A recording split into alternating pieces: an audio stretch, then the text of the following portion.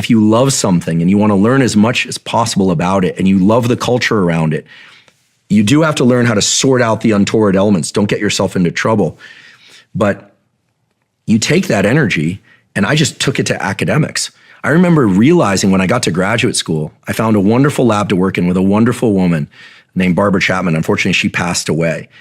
And at the time, she said, listen, I'm going to have a couple kids, but we have grants. You can, so she said, I'm going to have a couple kids, so I'm going to be very busy, but we have grants, and here's the lab. She said, don't burn the lab down, don't hurt yourself, but just do experiments, have fun. And I realized, I was like, this is the best. And I had so much energy, and I thought, I never have to go home. So I lived there a lot of the time, brush my teeth in the sink there, work out at the gym, shower, come back.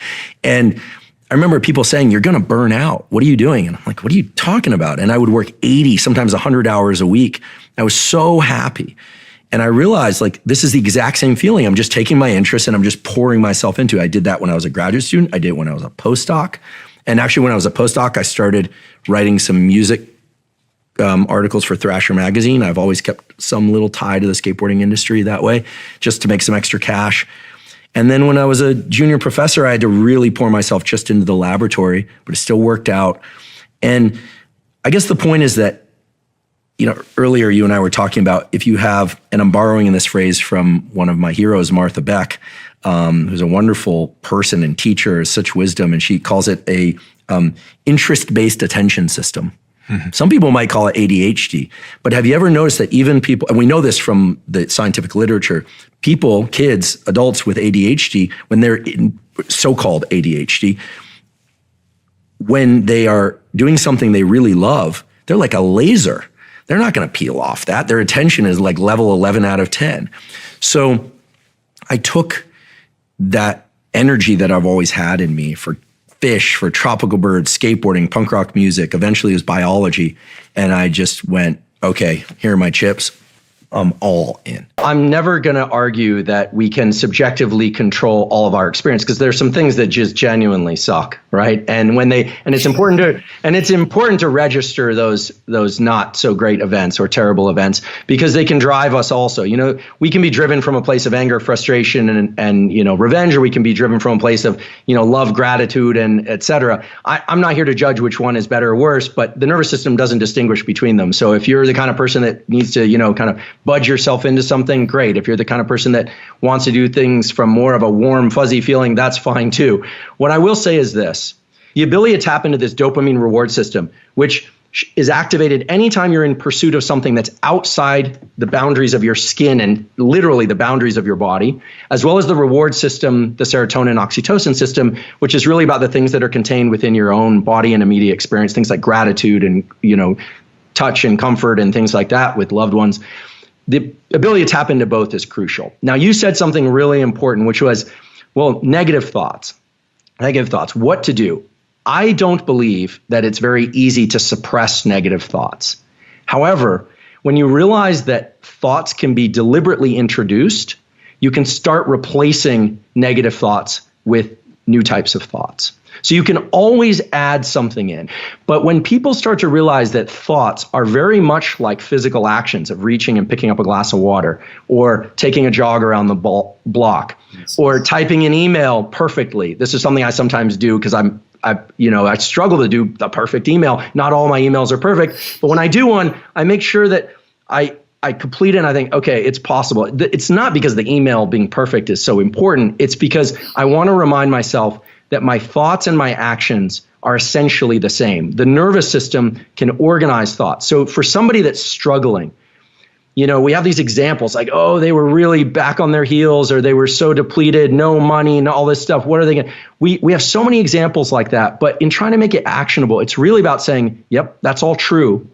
But I'm going to introduce a thought, which is, I made it through today.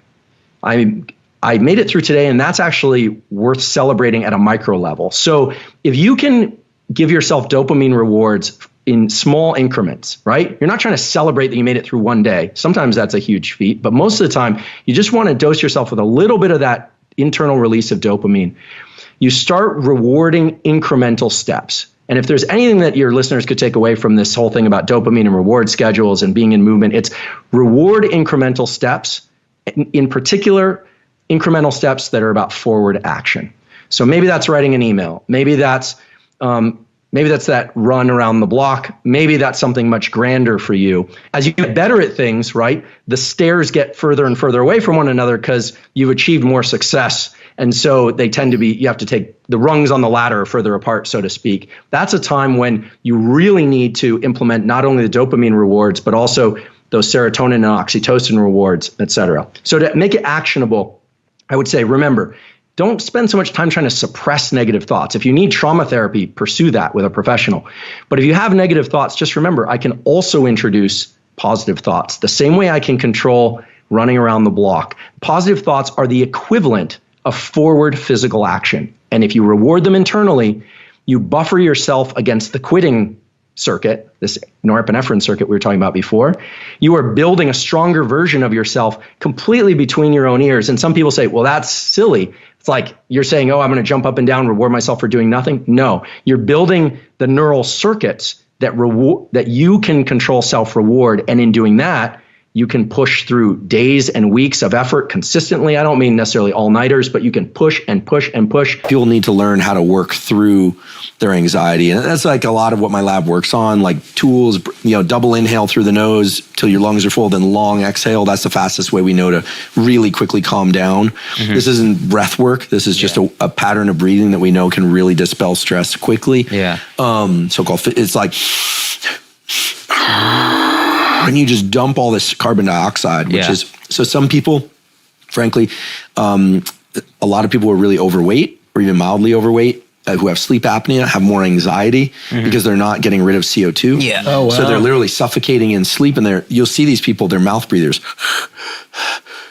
Not even necessarily just people who are overweight. So it's not good to be a mouth breather. You don't blow off enough CO2, anxiety goes up. You should sleep with like athletic tape on your mouth so you train yourself to breathe through your nose, because apparently it's way better for you. Yeah, I'll do cardio. I do a long run once a week or some long cardio. I do it. I try not mouth breathe the whole time. Can it also change face shape? Yeah, so there's a wild book called Jaws, A Hidden Epidemic by colleagues of mine at Stanford, and they have these twin studies. One kid grows up in a culture where they eat a lot of soft food, drinking Capri Sun, eating applesauce, baby food. The other one is, got stuck in the jungle or whatever it is, and they're chewing on bones and chewing their food. And one kid, these are identical twins, has beautiful jaw structure and high cheekbones, and the eyes look nice and clear. The other kid is like droopy, the teeth are there in their mouth breathing. They show this, there's one case of this young girl who she got a pet hamster, I think it was, got a allergy to the hamster, and literally took this beautiful young girl, and her face just starts aging at a rapid rate. They get rid of the hamster. She goes back to nasal breathing. They do a little encouragement of nasal breathing using the mouth closure thing at night, do a little bit of medical tape. And these beautiful, almost like model-esque features come back in this girl. I think a moment in which a lot of people are searching for in their lives where you have a decision to do it differently. And I've always wondered what it takes for someone to get there. And is it something that you can accelerate towards? Like, if I'm laying on the couch right now and I'm feeling that, is there something I can do to get me there, or do I need more pain? Fear. I'll tell you, super scary being like almost 19 years old. Girlfriend left me. I'm not good at anything. I wasn't good at anything. Not skateboarding, couldn't play an instrument. Everyone in that town surfed. Family.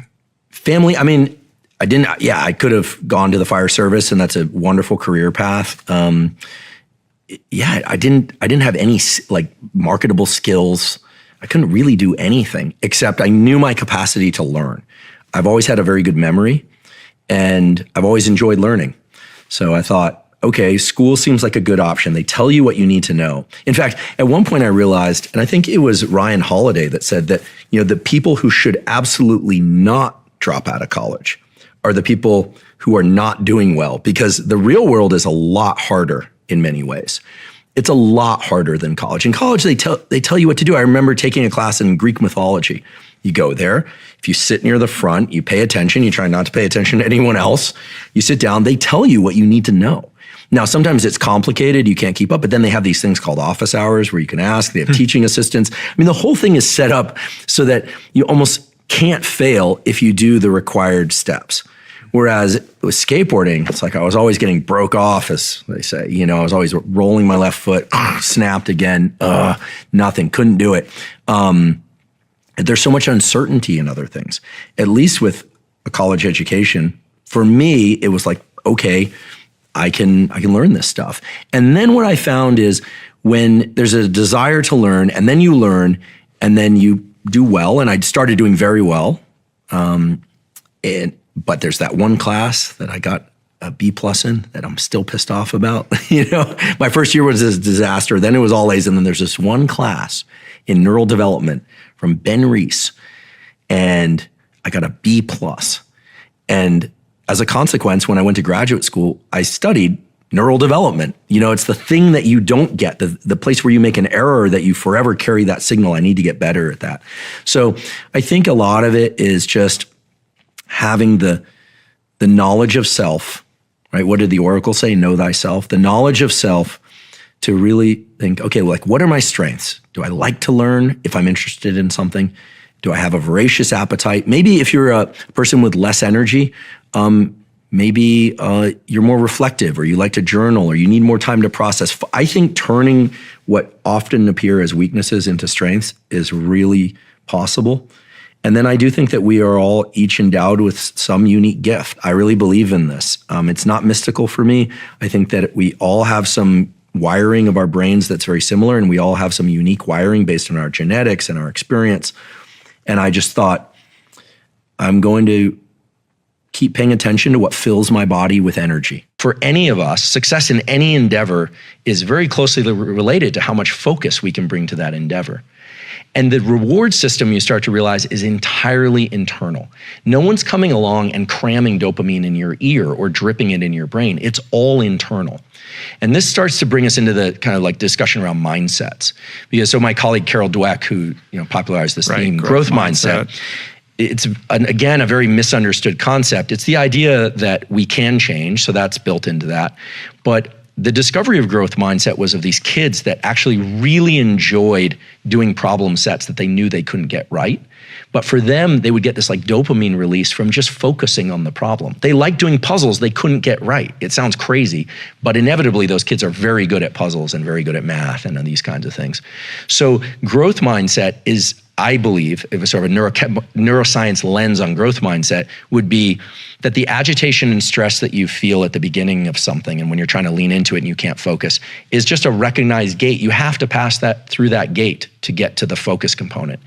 And then if you can reward the effort process, you really start to feel joy and low levels of excitement in the effort process. That's that buffering of adrenaline. That's that feeling like, yes, I've got a lot of adrenaline in my system, but I'm on the right path. It feels good to walk up this hill, so to speak. And when you start to bring those neural circuits together, you really start to create a whole set of circuits that are designed to be exported to any behavior you want. So if it's writing a book, great. If it's podcasting, great. If it's building a business, great. If it's building a terrific relationship, great. Then the circuits that Mother Nature has designed are incredibly generic so that we could adapt to whatever it is that we need to do.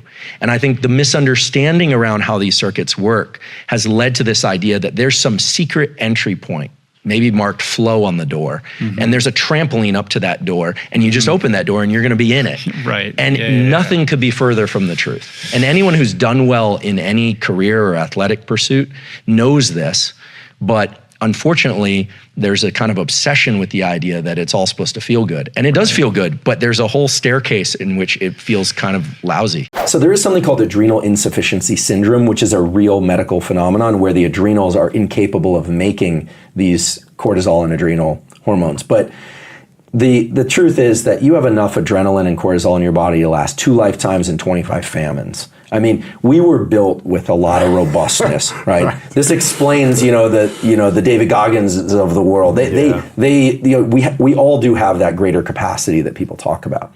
The stress is very misunderstood because people think of stress as this ancient carryover that's very unfortunate. It kind of gets lumped with depression, like, oh, this is just a flaw in our design or something. But actually, stress is wonderful. It actually activates our immune system. So.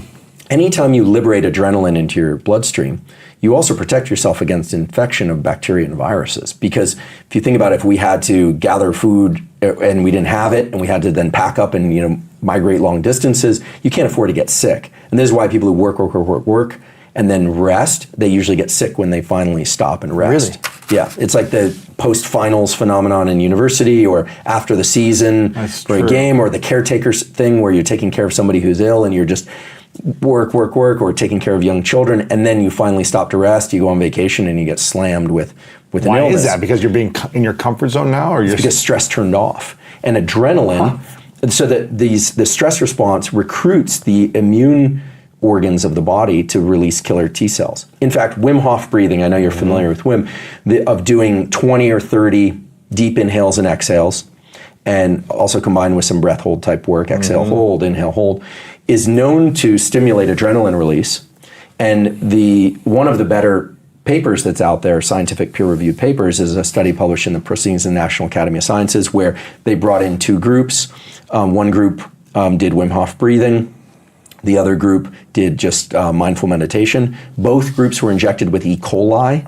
This is crazy. Right? It's crazy. Right? It's crazy. The meditators got fever, diarrhea, and vomiting. And the people who did Wim Hof either didn't get it or got it to a much lesser They felt extent. sluggish, but That's not. right. They didn't. Right. Isn't that This is not an crazy? experiment to do at home. Isn't this crazy? But it makes perfect sense, because that breathing simulates a stress response. It stimulates cortisol and adrenaline, which signals Which protects the body. Right, which signals to the thymus, the spleen, and the other, the nodes of the immune system to liberate killer cells. And so when that bacteria comes in, the system is ready for it. Your body is defending against viruses and disease, That's right. essentially. When you create a routine of healthy stress. That's right. And we could talk about, we definitely you don't want stress on all the time. Sleep is really important, et cetera. But that stress response combats infection because it recruits immune cells. I do believe, however, that the best work, our most creative and best work, comes from a love of craft. But sometimes in order to find what you truly love, you have to be scared into setting off on a path to find it.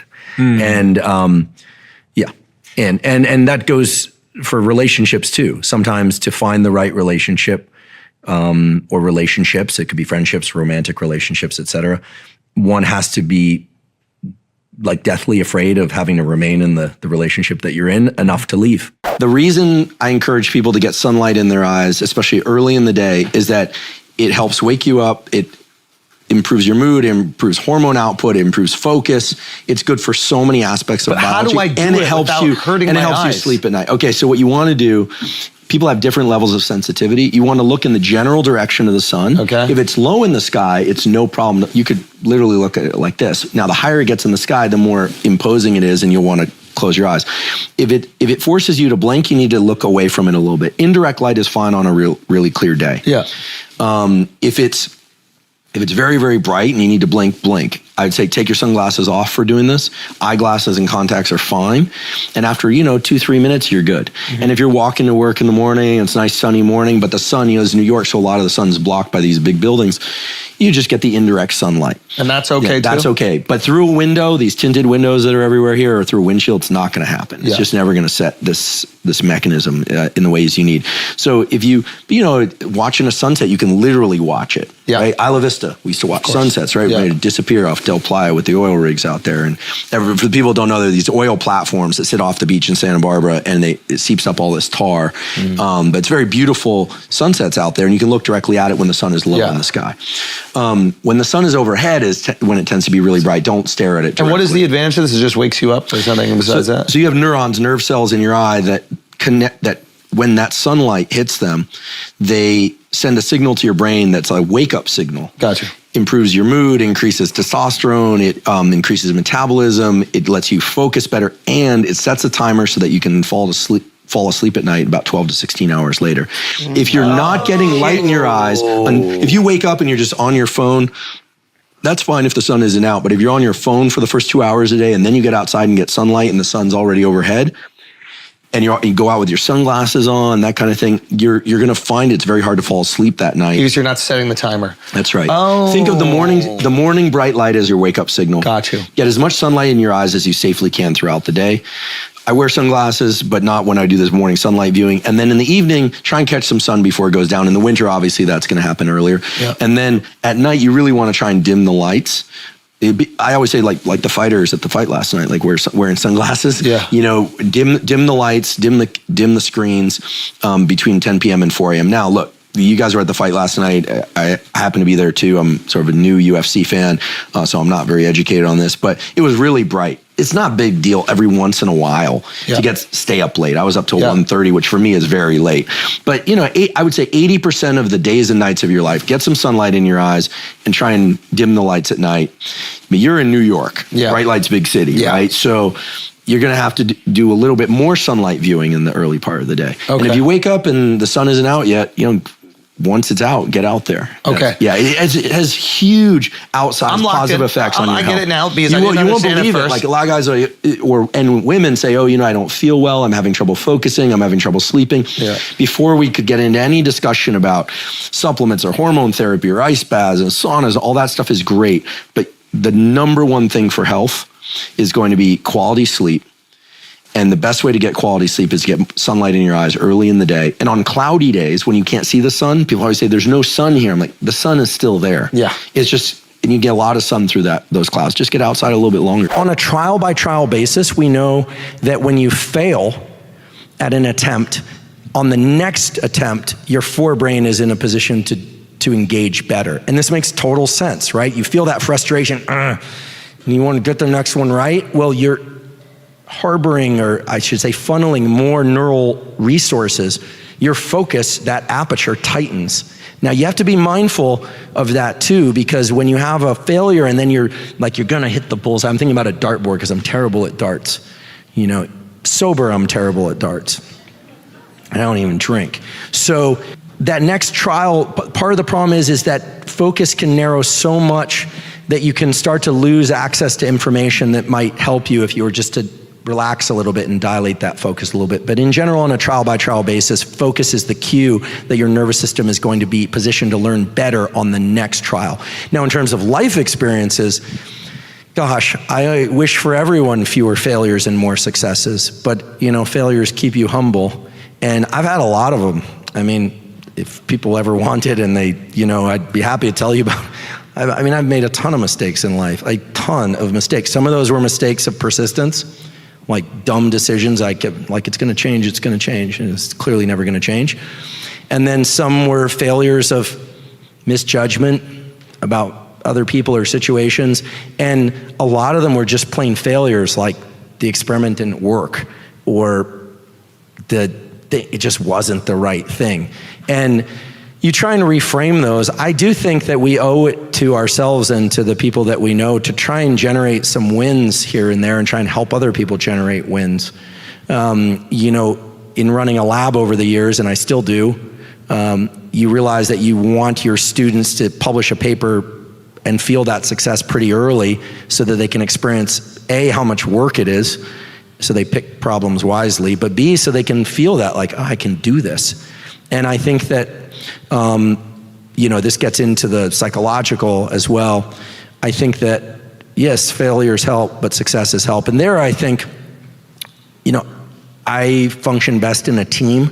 And I think that for those of you that feel like you're fighting some challenge alone, I do think that there are great resources to be had in trying to access other people as sources of support. I think that that's a great tool. There's this whole scientific literature around social connection and how that can help us reframe motivation and goals. Anyway, maybe that's a topic to expand on another time, but failure is important on a trial basis. People who don't experience enough wins for a long period of time, the brain is a prediction machine after all, and they start to predict failure. So it takes a bit more work to wedge oneself out of that.